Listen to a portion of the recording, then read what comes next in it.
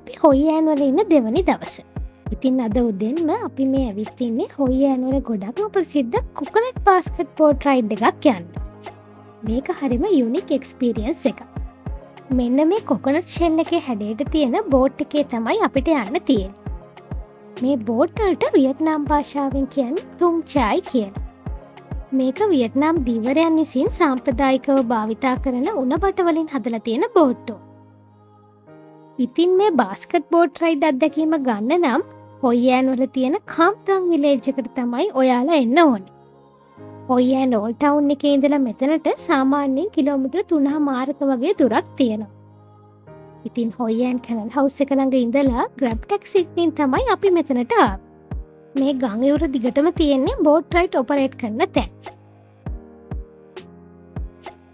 මේ boat ride එක යන්න අපි දෙන්නටම ටිකට් ප්‍රයිස් එක උනේ වියට්නාමීස් ඩොන් $2,00,000. ඊට අමතරව එක්කෙනෙකුට වියට්නාමීස් ඩොන් 30,000 ගානේ එන්ට්‍රන්ස් ටිකට් එකක් ගන්න වෙනවා. මේ බෝට් වල යනකොට අපිට ලයිෆ් ජැකට් ඇඳගන්න දෙනවා. අපි දැක්ක විදිහට නම් සමහරු ලයිෆ් ජැකට් ඇඳගෙන හිටියේ නැහැ. ඒ වුණාට නොදන්න තැනක මේ වගේ අවදානම් ගමනක් යනකොට අපි හැමෝම අපේ ආරක්ෂාව ගැන හිතන්න ඕනේ. ඒ නිසා ඔයාලා ට්‍රැවල් කරනකොට ඔයාලගේ ආරක්ෂාවට තියෙන මේ වගේ සේෆ්ටි මෙතඩ් අනිවාර්යයෙන්ම පිළිපදින්න. ඒ වගේම ඔයාලා මේ ගමන එනවා නම් උදෙන්ම එන්න. මොකද දවල් වෙන්න අවුවත් වැඩි වෙන නිසා මේ ගමන යනකොට ටිකක් අමාරුයි. මේ කොකනට් බාස්කට් බෝට් එකේ යන ගමන් ටුවරිස්ට්ට එන්ජොයි කරන්න පුළුවන් පොඩි ඇක්ටිවිටීස් වගේක් තියෙනවා. ඒ වලින් එකක් තමයි ක්‍රැබ් ෆිෂින් කියන්නේ. මෙයාලා මේ වට වෙලා කරන්නේ පොඩි කක්කුටු පැටව් අල්ලන එක. උණ බට වලින් හදපු බිලි පිත්තකින් තමයි මේ පාම් ගස්වල මුල් ඇතුලේ හැංගිලා ඉන්න පුංචි මඩ කකුළු අල්ලගන්නේ. පව්වඩක් නිසා අපි නම් කකුළු අල්ලන්න ගියේ නැහැ. හැබැයි අපි පස්සේ දැනගත්තා මේ විදිහට කකුළු ඇල්ලුවට පස්සේ ෆොටෝ එකක් ගහලා ආයෙත් එයාලව වතුරට දානවා කියලා.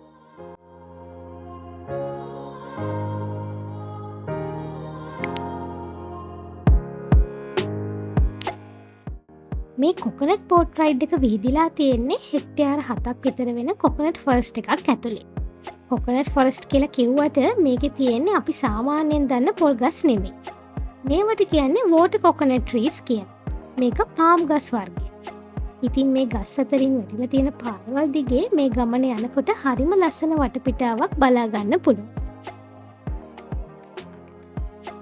ඒ වගේම තමයි මේ බෝට්ටු පදින සමහර අය හරිම විනෝදයෙන් සින්දු කියා තමයි මේ ගමන අපිව එක් කරගෙන යන්නේ. ඒ නිසා සංචාරකයන්ට මේ ගමන හරිම ප්‍රීතිමත් අත්දැකීමක් වෙනවා.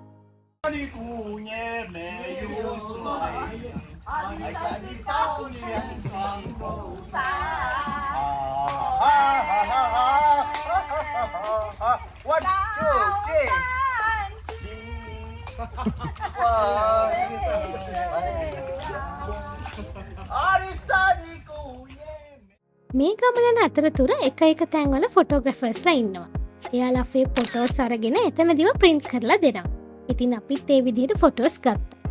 දැන් මේ හදන්නේ ඒ ගත්ත ෆොටෝස් වලින් අපි කැමති එක සිලෙක්ට් කරලා ප්‍රින්ට් අවුට් එකක් ගන්න. අපි සිලෙක්ට් කරගන්න ෆොටෝස් ගාන අනුව ප්‍රයිස් එක වෙනස් වෙනවා. අපි දෙන්න සිලෙක්ට් කරේ ෆොටෝස් දෙකයි. ඒ ෆොටෝස් දෙකට වියට්නාමීස් ඩොන් 1,40,000ක් තමයි උනේ. මම මේ බෝට් රයිඩ් එක ඉවරුණාට පස්සේ ඔයාලට අපි මෙතනින් ගත්තු printed photos souvenirs පෙන්වන්න. මේ ගඟ දිගේ එක තැන්වල එක විදිහ ඇක්ටිවිටීස් තියෙනවා. ඒ වලින් තව එකක් තමයි මේ.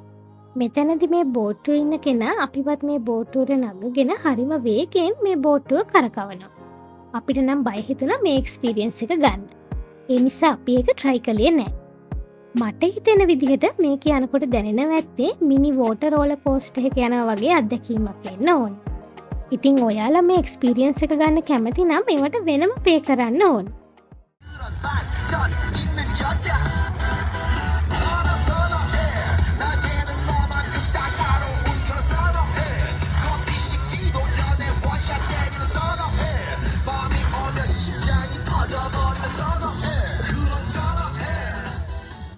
අපි මේ ස්පිනින් බෝට් රයිඩ් එක එක්ස්පීරියන්ස් කරේ නැති වුණාට අපේ බෝට් එක පැදපු ආන්ටි අපිට මේ විදිහට පොඩියට ස්පිනින් බෝට් එක්ස්පීරියන්ස් එක ලබලා දුන්නා.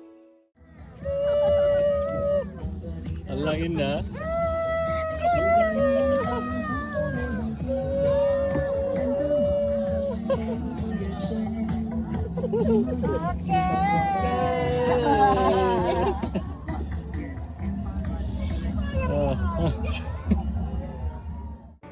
මේ බාස්කට් බෝට් රයිඩ් එකේ අනේක නම් හොයියන් වලට ආවොත් අනිවාර්යයෙන්ම ගන්න ඕනි අත්දැකීමක්.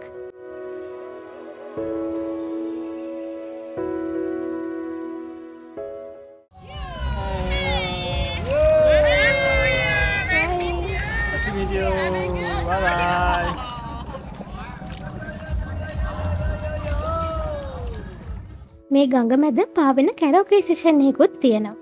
ඔය ඈතින් පේන්නේ ඒ කැරෝකේ සෙෂන් එක. හැබැයි අපි ඒ හරියට නම් ගියේ නෑ. එතනදී බෝට්ටු පදින අයත් එක්ක ටුවරිස්ට්ලාට සින්දු කියලා විනෝද වෙන්න chance එකක් හම්බ වෙනවා.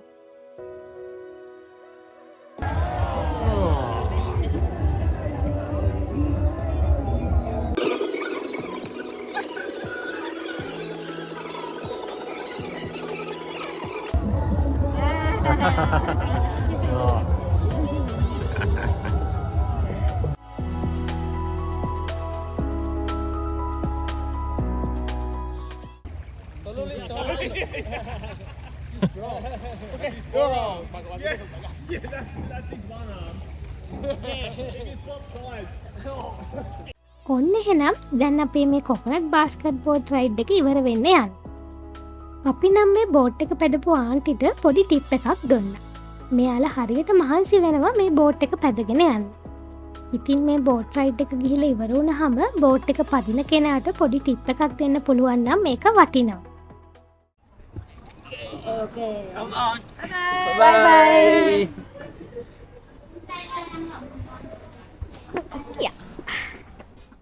අපි මෙතනට ආපු ටැක්සි එකේ ඩ්‍රයිවර් අපි බෝට් රයිඩ් එක ගිහින් එනකම් හිටියා. ඉතින් අපි ආයිත් ඒ ටැක්සි එකෙන්ම ඒන්ෂන්ට් ටවුන් එකට යන ගමන් තමයි මේ ඉන්නේ. ඔයාලා තාමත් මගේ channel එක subscribe කරලා නැත්නම් subscribe කරලා bell icon එකත් click කරන්න. ඒ වගේම වීඩියෝස් වලට like කරලා comment කරලා යාළුවොත් එක්ක share කරගන්න. ඔන්න එහෙනම් අපි කොකනට් බෝට් රයිඩ් එක ගිහිල්ලා ඉවර වෙලා කෙලින්ම ආවේ ඒන්ෂන්ට් ටවුන් එකේ තියෙන ලස්සන කොෆි ෂොප් එකකට. අපි මේ ඉන්නේ මොමන්ට්ස් හොයියන් කියන කොෆි ෂොප් එකේ. ගමන් මාල්සිය නිවා ගන්න මේක කියාපු තැන.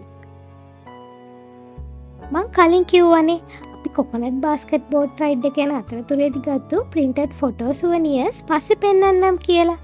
මේ තියෙන්නේ ඒවා. අපේ මේ ගමන මතක් වෙන්න මේක හරිම ලස්සන සිහිවටනයක්.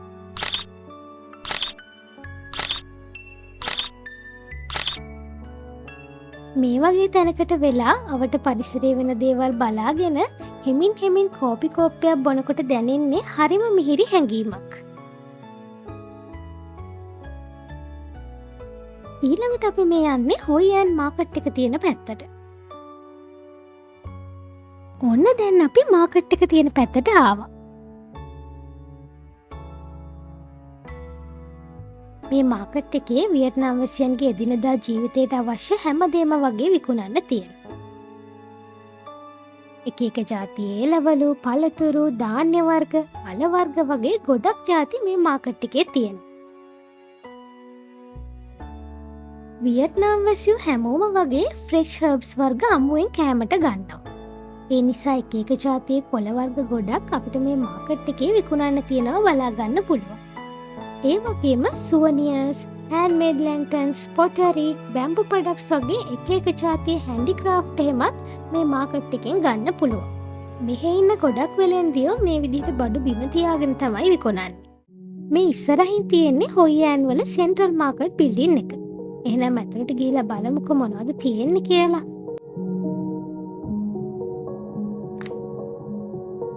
ඇතුල් වෙනකොටම තියෙන්නේ කෑම කඩ තමයි. මේ කඩවල ඉන්න කට්ටිය කෑම කන්න අපිට කතා කරනවා. අපි තව ටිකක් මේක ඇවිදලා බලලා මොනවා හරි කමු. කෑම කඩවලින් පස්සේ තියෙන්නේ එක එක හෑන්ඩ්මේඩ් අයිටම්ස්, සුවනියර්ස්, ලැන්ටර්න්ස්, බෙහෙත් බඩු වගේ දේවල් තියෙන කඩ. ඊළඟට තියෙන්නේ මස් මාළු විකුණන ඒරියා එක. මාකට් බිල්ඩින් එකෙන් එළියට ආවහම පිටිපස්ස පැත්තේ තියෙන්නේ ආයිත් එළවලු පළතුරු විකුණන පොලක්.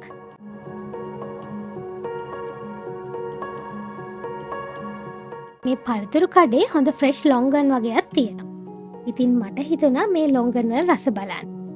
ලංකාවේදී අපි මසන් කියන පළතුරට මෙහි අය කියන්නේ වියට්නාමීස් ඇපල් කියලා. ලංකාවේ තිබුණට කලින් රස බලලා නැති නිසා අපි මසන් ටිකකුත් ගත්තා.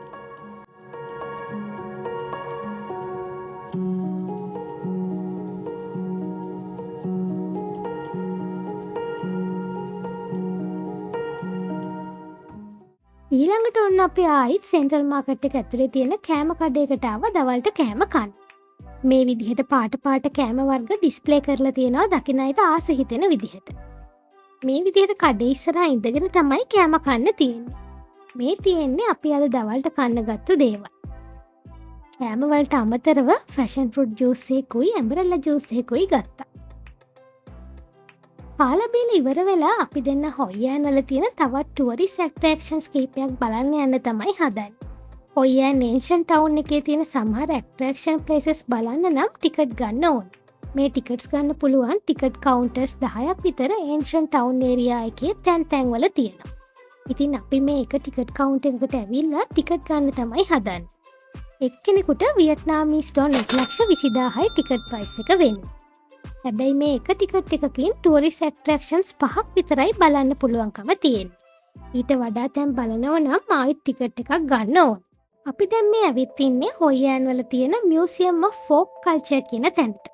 මේ බිල්ඩින් එක ඒන්ෂන් ටවුන් එකේ තියෙන විශාලතම රෙසිඩෙන්ෂල් බිල්ඩින් වලින් එකක්. දැන්ට විශ්වාස කරන්නේ මේ බිල්ඩින් එක 19 වන සියවසේ මැද භාගයේදී විතර ගොඩනගලා තියෙනවයි කියලා. වියට්නාමයේ දේශීය සංස්කෘතිය විදහා දැක්වෙන කලාව සංගීත නැටුම් වලට සම්බන්ධ දේවල් තමයි මේ කෞතුකාගාරයේ නිරූපණය කරලා තියෙන්නේ. ඒ වගේම මේ එකතුවට සාම්ප්‍රදායික නිෂ්පාදන කෘෂිකාර්මික හා දීවර ශිල්පීය ක්‍රම වලට අදාළ කෞතුක වස්තුත් ඇතුළත් වෙලා තියෙනවා. ඔන්න ඉතින් අපි ෆෝක් කල්චර් මියුසියම් එක බලලා ඉවරයි. දවල්ට නම් හොයියෑන් වල මේ වීදි එච්චර ජනාකීර්ණ නෑ. හොයියෑන් වල බැලුවට තියෙන්නේ කහපාට ගාපු ගොඩනැගිලි. ඒ වගේම තැනින් තැන තියෙන රෝස පාට මල් පිපුන බෝගන් විලා පඳුරුත් හොයියෑන් වීදි වලට ගේන්නේ හරිම ලස්සනයි.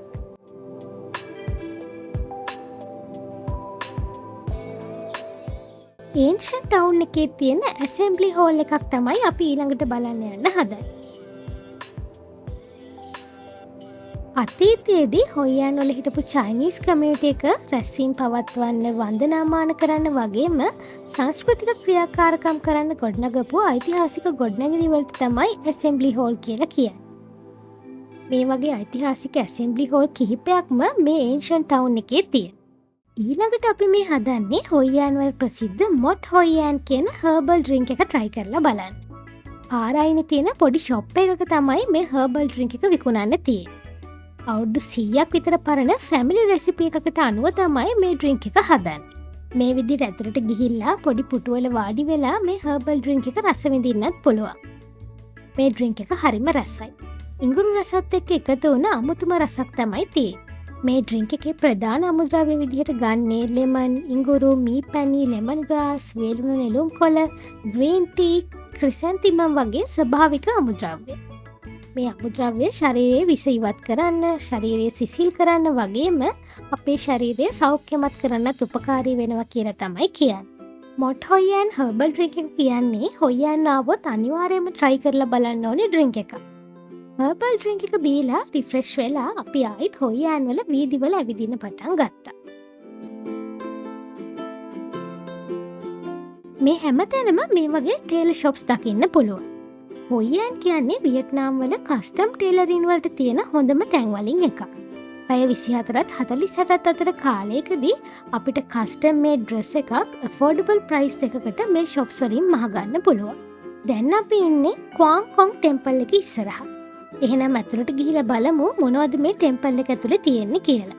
මේක හොයියෑන් වල තියෙන ඓතිහාසික චීන දේවාලයක්. ක්වාං කොං කියන ජෙනරාල්වරයා වෙනුවෙන් තමයි මේ ටෙම්පල් එක කැප කරලා තියෙන්නේ. දැන් නම් ඉතින් හොඳටම මහන්සි නිසා අපි දෙන්න හොටෙල් එකට ගිහිල්ලා පොඩි රෙස්ට් එකක් ගන්න හිතුවා. අවසට අපි හොයියෑන් වල තියෙන තවත් ලස්සන තැනකට යන්න හිතාගෙන ඉන්නවා. එහෙනම් ඊළඟ වීඩියෝ එකෙන් හම්බ වෙනකන් පීචස්ලා හැමෝටම බයි බයි.